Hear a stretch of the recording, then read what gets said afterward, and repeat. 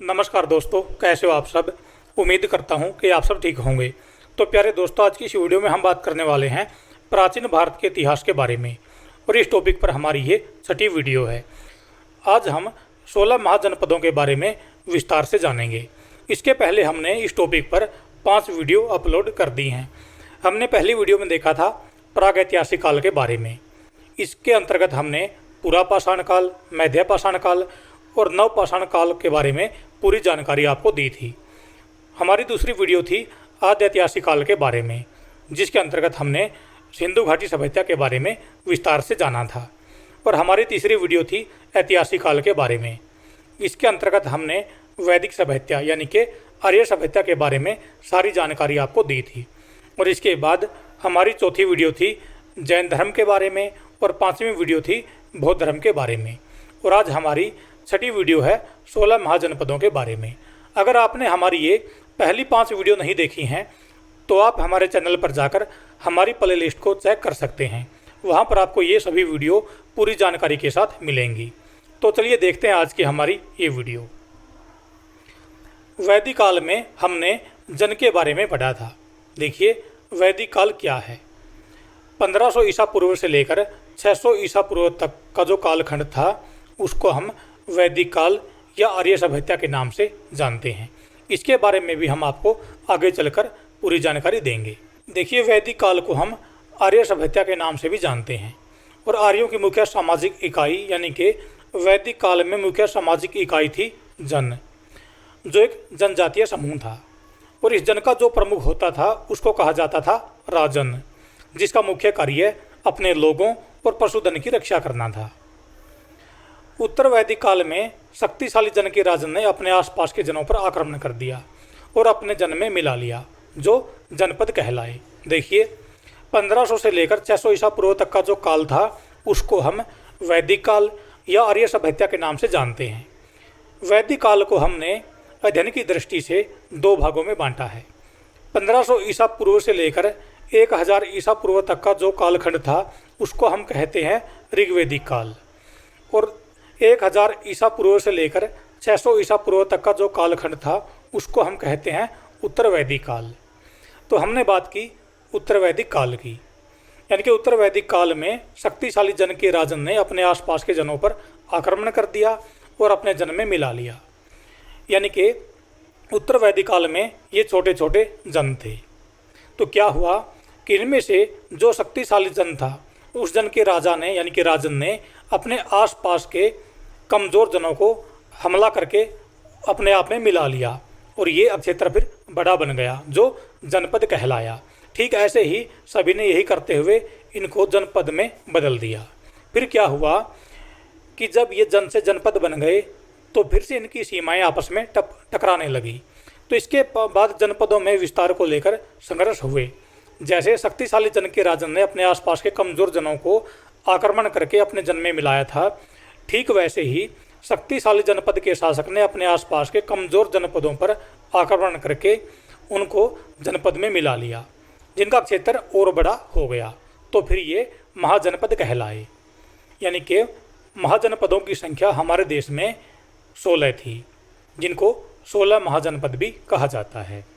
बात करें महाजनपद के शाब्दिक अर्थ की, तो महा का अर्थ है महान या बड़ा, जनपद का अर्थ है लोगों का निवास स्थान या जन। इसलिए महाजनपद का अर्थ है महान लोगों का निवास स्थान या महान राज्य। ये जो महाजनपद थे इनका कालखंड था 600 ईसा पूर्व से लेकर 400 ईसा पूर्व तक। और इसके पहले का जो कालखंड था 1000 ईसा पूर्व से लेकर 600 ईसा पूर्व तक, इस कालखंड को हम उत्तर वैदिक काल के नाम से जानते हैं। और इसके पहले का जो कालखंड था यानी कि 1500 ईसा पूर्व से लेकर 1000 ईसा पूर्व तक, इस कालखंड को हम ऋग्वेदिक काल के नाम से जानते हैं। ऋग्वेदिक काल और उत्तर वैदिक काल का जो ये इकट्ठा कालखंड था यानी कि 1500 ईसा पूर्व से लेकर 600 ईसा पूर्व तक, इस कालखंड को हम वैदिक काल या आर्य सभ्यता के नाम से जानते हैं। ये भी आप याद रखें। और इसके पहले का जो कालखंड था 2350 ईसा पूर्व से लेकर 1750 ईसा पूर्व तक, इसको हम कहते हैं सिंधु घाटी सभ्यता। यानी कि 6ठी शताब्दी ईसा पूर्व हमारे देश में 16 महाजनपद थे, जिनको षोडश महाजनपद भी कहा जाता है।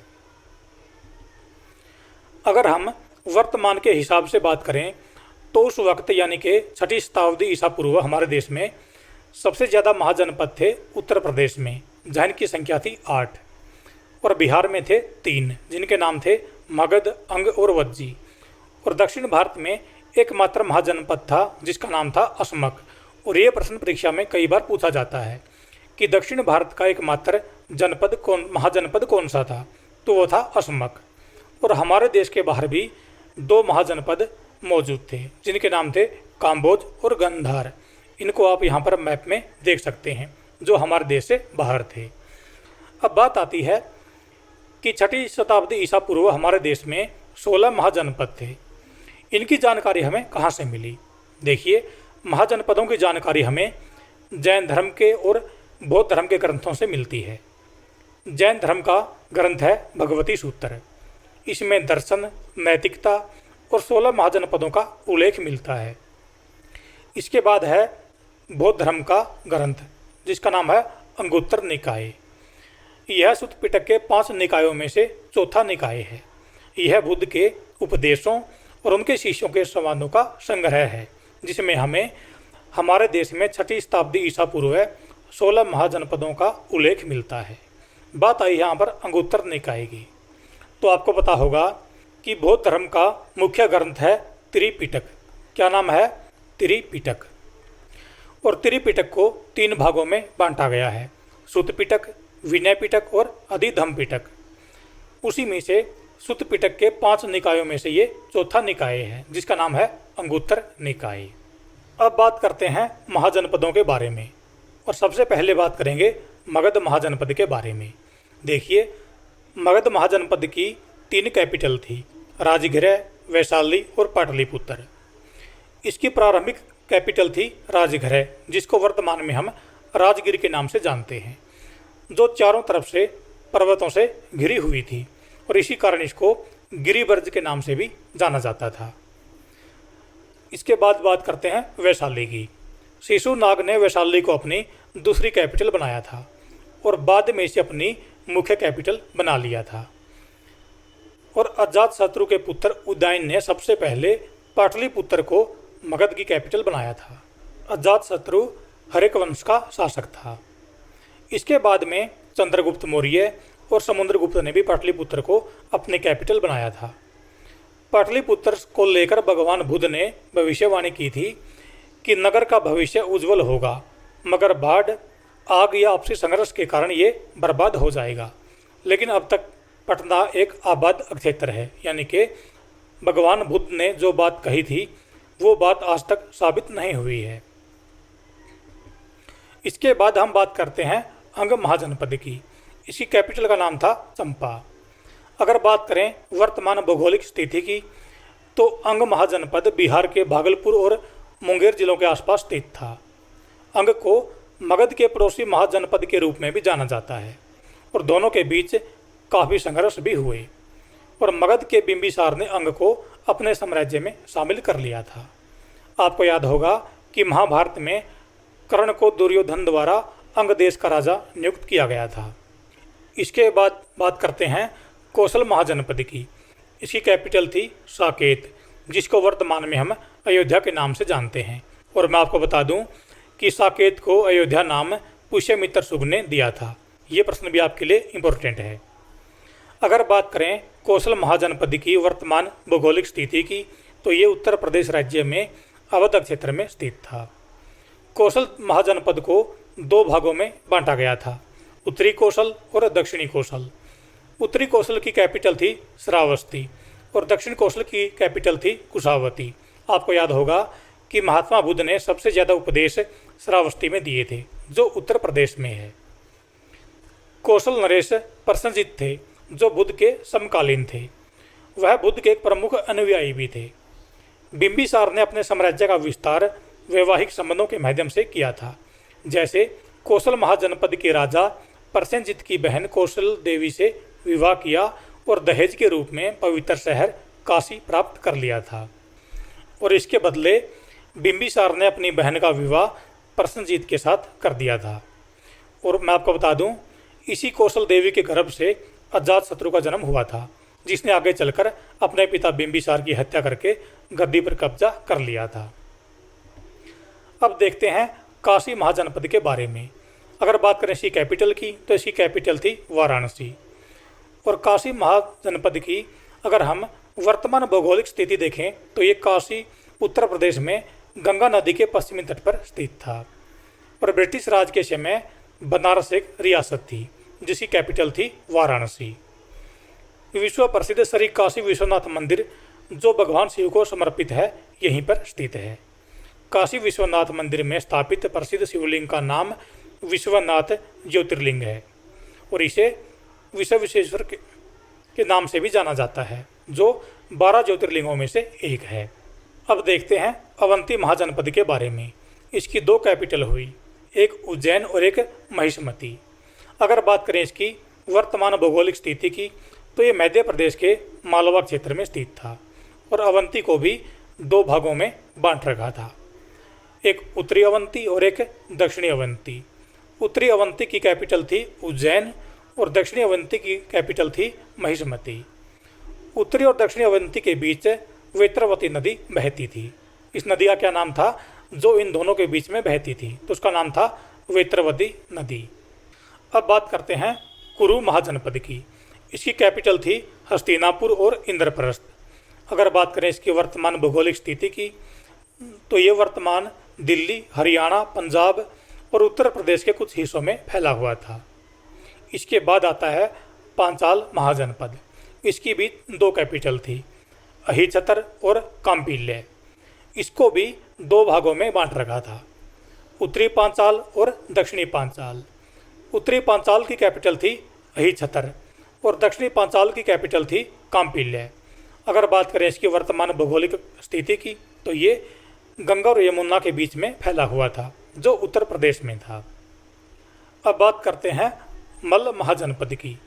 इसके राजा थे महाराज विश्वसेन और इसकी कैपिटल थी कुशीनारा और पावा। और इसकी वर्तमान भौगोलिक स्थिति थी गंगा के मैदान में कौशल और विदेह के बीच। मल्लों की 2 शाखाएं थी, एक की कैपिटल थी कुशीनारा जो वर्तमान में कुशीनगर है, तथा दूसरे की कैपिटल थी पावा जिसको वर्तमान में पावापुरी भी कहा जाता है। और आपको याद होगा कि महावीर स्वामी और गौतम बुद्ध दोनों ही महापुरुषों ने अपने निवारण के लिए मल्ल महाजनपद को चुना था, यानी कि महावीर स्वामी ने अपनी अंतिम सांस ली थी पावापुरी में और गौतम बुद्ध ने अपनी अंतिम सांस ली थी कुशीनारा में, जो मल्ल महाजनपद के ही अक्षेत्र थे। अब बात करते हैं मत्स्य महाजनपद की। इसकी कैपिटल थी विराटनगर और ये राजस्थान के जयपुर, अलवर और भरतपुर क्षेत्रों में फैला हुआ था। महाभारत में मत्स्य जनपद का उल्लेख है जहां पांडवों को अज्ञातवास में आश्रय दिया गया था। आगे बात करते हैं वर्जी महाजनपद की। इसकी कैपिटल थी वैशाली और इसकी वर्तमान भौगोलिक स्थिति थी बिहार राज्य में। मैं आपको बता दूं कि वर्जी एक गणराज्य था, जिसका अर्थ है कि यह 8 छोटे छोटे गणराज्यों का एक संघ था, न कि एक एकल राज्य। इन 8 कुलों को अटकुल्ला के नाम से भी जाना जाता था। ये प्रश्न भी आपके लिए इम्पोर्टेंट बन जाता है। वर्जी का सबसे प्रसिद्ध और शक्तिशाली हिस्सा लिच्छवी राजवंश था। मगध के राजा अजातशत्रु ने वर्जी संघ को पराजित करके अपने राज्य में शामिल कर लिया था। कई बार प्रश्न पूछ लेता है कि कौन सा महाजनपद एकल राज्य ना होकर 8 छोटे छोटे गणराज्यों का एक संघ था, तो आपका उत्तर होगा वर्जी। आगे है वत्स। इसकी कैपिटल थी कौशाम्बी। अगर बात करें वर्तमान भौगोलिक स्थिति की, तो ये उत्तर प्रदेश के प्रयागराज क्षेत्र के आसपास फैला हुआ था। फिर आता है 12वां महाजनपद जिसका नाम है सूरसेन। सूर का अर्थ है वीर और सेन का अर्थ है सेना, इसलिए सूरसेन का अर्थ है वीरों की सेना। इसकी कैपिटल थी मथुरा और वर्तमान भौगोलिक स्थिति थी वर्तमान उत्तर प्रदेश के ब्रज क्षेत्र के आसपास का क्षेत्र। सूरसेन को भगवान कृष्ण की पवित्र भूमि भी माना जाता है, क्योंकि भगवान कृष्ण का जन्म और पालन पोषण मथुरा में ही हुआ था। आगे है अस्मक। इसकी कैपिटल थी प्रतिष्ठान, जिसे बोधन, पैठन या पोताना के नाम से भी जाना जाता है। यानी कई बार प्रश्न देता है कि अस्मक महाजनपद की कैपिटल कौन सी थी, तो आपको वहाँ पर पोताना भी मिल सकता है, पैठन भी और भोजन भी और प्रतिष्ठान भी। तो ये सब आप याद रखें। वर्तमान इसकी भौगोलिक स्थिति थी महाराष्ट्र, तेलंगाना और आंध्र प्रदेश के कुछ क्षेत्रों में। ये दक्षिण भारत का एकमात्र महाजनपद था जो गोदावरी नदी के किनारे पर स्थित था और इसका अवंती के साथ लगातार संघर्ष रहता था। अस्मक महाजनपद पर इक्ष्वाकु वंश के राजा शासन करते थे। आगे है चेदी महाजनपद, जिसकी कैपिटल थी सुक्तिमती और यहाँ के राजा थे शिशुपाल। आपको याद होगा कि चेदी के राजा शिशुपाल को महाभारत में कृष्ण का एक शक्तिशाली प्रतिद्वंदी बताया गया है और इसकी वर्तमान भौगोलिक स्थिति थी बुंदेलखंड अक्षेत्र, यानी कि मध्य प्रदेश और उत्तर प्रदेश के आसपास का अक्षेत्र। इसके बाद बात करते हैं कंबोज महाजनपद की। इसकी भी दो कैपिटल थी, हाटक और राजापुर, और इसकी वर्तमान भौगोलिक स्थिति थी कश्मीर के राजौरी और हजारा, पाकिस्तान के उत्तर पश्चिमी प्रांत का एरिया। और 16वां महाजनपद था गंधार, जिसकी कैपिटल थी तक्षशिला। अगर बात करें इसकी वर्तमान भौगोलिक स्थिति की, तो ये आधुनिक पेशावर और आसपास के क्षेत्रों में फैला हुआ था और महाभारत काल में यहाँ के राजा शकुनी थे और धृतराष्ट्र की पत्नी गांधारी यहाँ की राजकुमारी थी। गांधार का अर्थ है सुगंध की भूमि। अब बात आती है कि महाजनपदों का पतन कैसे हुआ। देखिए, मगध के सम्राट महापद्मनंद ने लगभग सभी महाजनपदों को जीत लिया और अपने साम्राज्य का विस्तार किया। नंद साम्राज्य के उदय से ही महाजनपद काल का अंत माना जाता है, यानी कि नंद साम्राज्य की स्थापना की थी महापद्मनंद ने। धनानंद इस राजवंश का अंतिम शासक था, जिसको चंद्रगुप्त मौर्य ने चाणक्य की सहायता से हराया था। तो प्यारे दोस्तों, ये थी आज की हमारी वीडियो। अगर आपको ये वीडियो अच्छी लगी और इस वीडियो से आपको कुछ नया सीखने को मिला, तो आप हमारे वीडियो को लाइक करें और हमारे चैनल को सब्सक्राइब करें, ताकि आपको हमारी आगे आने वाली ऐसी इन्फॉर्मेटिव वीडियो सबसे पहले मिल सके। धन्यवाद। आपका दिन शुभ रहे।